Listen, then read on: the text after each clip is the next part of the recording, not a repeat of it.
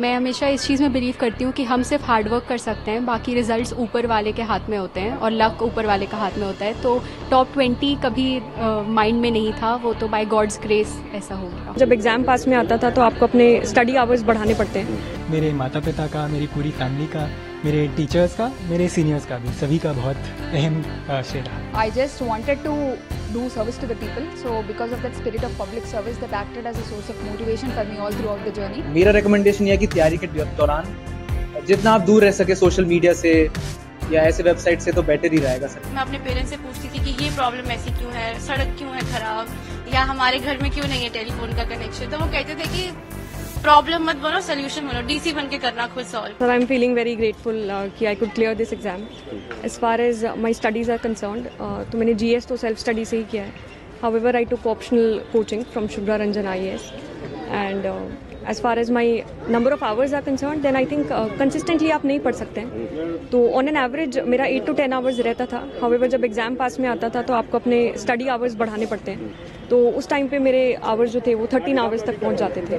However quantity तो matter करती है, उससे ज़्यादा इंपॉर्टेंट है कि आप क्वालिटेटिवली उतने आवर्स आप अपने दे पा रहे हैं। मेरे माता पिता का, मेरी पूरी फैमिली का, मेरे टीचर्स का, मेरे सीनियर्स का भी, सभी का बहुत अहम श्रेय रहा है। सर, एग्जाम को एनालाइज किया सबसे पहले तो पिछले वर्षों के पेपर्स देखे, समझा किस प्रकार के क्वेश्चन आते हैं, उस तरह से फिर पढ़ने की कोशिश की। अपनी गलतियों से भी सीखा। ये मेरा 3rd अटेम्प्ट था।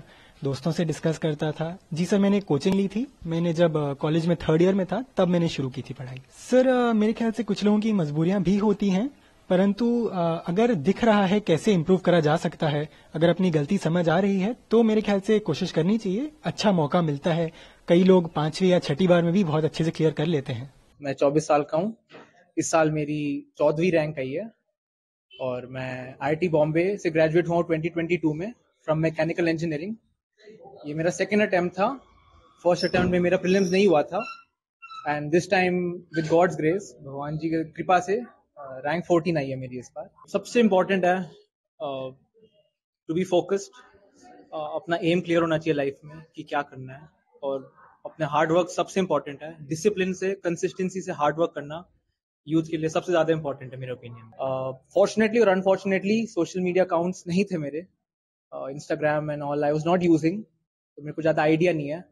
बट मेरा रिकमेंडेशन ये है कि तैयारी के दौरान जितना आप दूर रह सके सोशल मीडिया से या ऐसे वेबसाइट से तो बेटर ही रहेगा सर, क्योंकि मेरे को लगता है एक तरह से डिस्ट्रैक्शन है। तैयारी वही है जो सब टॉपर्स हमेशा से बोलते आते हैं। मेरी तैयारी भी उसी का मिक्स एंड मैच था।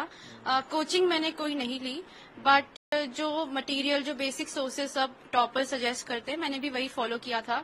जो बेसिक एनसीईआरटी की बुक्स हैं, टेस्ट सीरीज हैं, प्रीलिम्स के लिए मॉक टेस्ट हैं, वो सब दिए थे।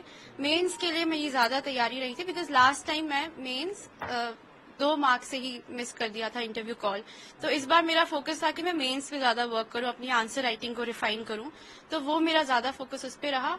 और फिर फाइनली ट्रेनिंग के दौरान जो मैंने अपना पर्सनालिटी टेस्ट का प्रिपरेशन किया, उसमें मेरा ध्यान था कि मैं करंट अफेयर्स वगैरह पे ज्यादा फोकस करूं और अपने ऑप्शनल पे जो कि लॉ है उसे भी रिफाइन करूं। सर, मैं बिलोंग करती हूँ भद्रवा से, बट मेरी जो प्राइमरी स्कूलिंग है वो किश्तवाड़ से रही है, जहाँ मेरे पेरेंट्स पोस्टेड थे। जी, तो मैंने क्लास 5 तक वहीं पे पढ़ाई की है। उसके बाद मेरे पेरेंट्स की पोस्टिंग जम्मू हो गई, तो आई ऑल्सो शिफ्टेड हियर।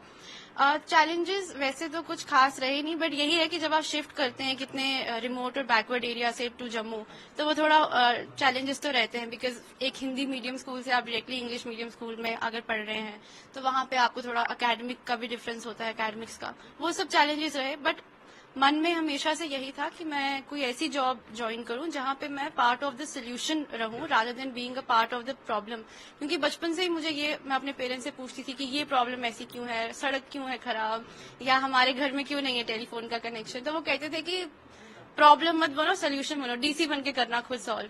तो वो मुझे ऐसे बोलते थे। तो फिर वहां से मेरे दिमाग में आया कि चलो let's try to be a part of the solution. जो मैंने बचपन में देखा कि काफी बैकवर्ड एरिया था, और उस टाइम पे तो एक ये भी था कि बहुत ऑफन कर्फ्यूज लग जाते थे, तो स्कूल्स बंद रहते थे। तब मुझे ये भी नहीं मालूम था कि ये क्या हो रहा है, क्यों स्कूल बंद है, हम क्यों नहीं स्कूल जा रहे हैं। तो वो सब हमेशा से हम पढ़ते थे कि अच्छा डीसी का ऑर्डर आया तो कर्फ्यू लग गया, ये हो गया। तो मैं पूछती थी ये क्या है, ये क्यों है। तब मेरे पेरेंट्स ने कहा कि ये हमारा जो सोल्यूशन प्रॉब्लम का जो है, या कोई भी इशू अगर रिजॉल्व करना है, तो you have to be a part of the executive, so I think वहाँ से दिमाग में था. I'm Ananya. I come from Mahbubnagar district of Telangana. I have done my graduation in geography from Miranda House University of Delhi in 2021.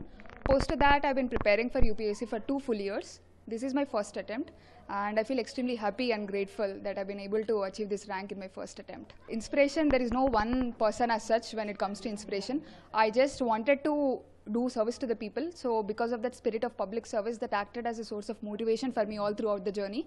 And yeah, at times I did get motivated by the works that are being done by Smita Sabarwal ma'am, Mahesh Bhagwat sir, and all such people in Telangana especially. Actually मैं जब तैयारी करी थी तो मैंने कभी ये सोच के नहीं चला कि मुझे इतनी ही रैंक चाहिए या इतनी रैंक पानी है.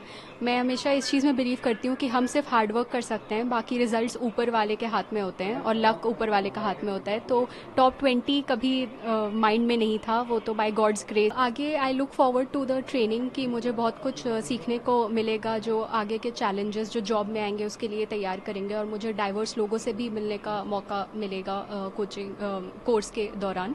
तो I am looking forward to it.